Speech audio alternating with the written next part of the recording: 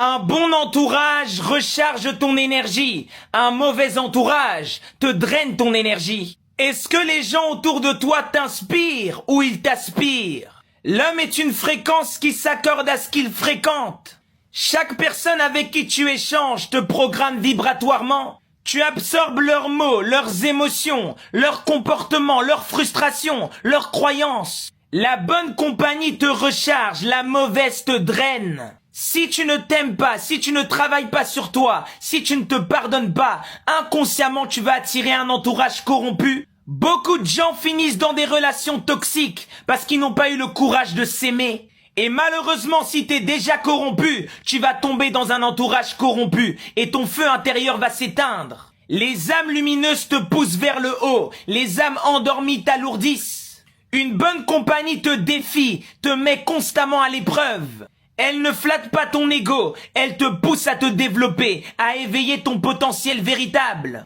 La mauvaise compagnie adore ta médiocrité, elle veut que tu restes petit, que tu ne penses jamais grand. La mauvaise compagnie normalise la paresse, la stagnation, la plainte. André Gide expliquait qu'il faut fréquenter ceux qui cherchent la vérité et fuir ceux qui l'ont déjà trouvée. Car ceux qui prétendent être déjà arrivés sont des bandits, puisque l'évolution est infinie. Ils vont te dire que non, restons là, c'est bon ce qu'on a déjà.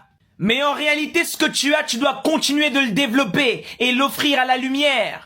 L'énergie de l'entourage est contagieuse.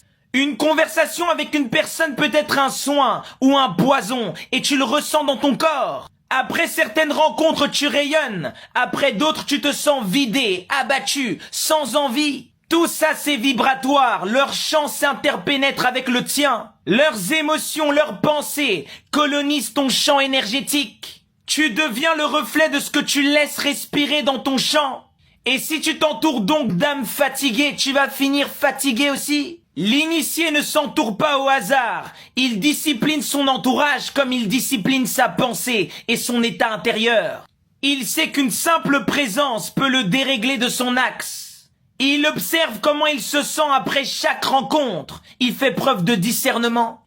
Il coupe avec les énergies lourdes, sans culpabilité, sans haine ni vengeance. Il ne cherche pas la quantité, mais la justesse. Il est déjà son propre ami et ça lui suffit. Et puisqu'il s'aime déjà de base, il peut aimer l'autre sans intérêt ni arrière-pensée. Et tes relations sont beaucoup plus saines, car tu n'attends rien de l'autre puisque tu as déjà tout en toi.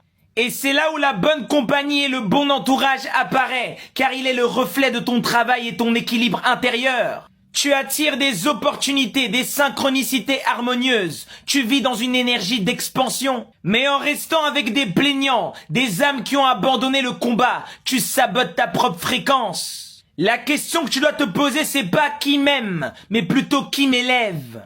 Qui dans mon entourage me fait évoluer? Qui me dit la vérité même quand ça fait mal? Vous voulez juste les mots mignons, les je t'aime, pour vous conforter dans la médiocrité? Entoure-toi de lumière, deviens lumière, et ton monde se changera en lumière.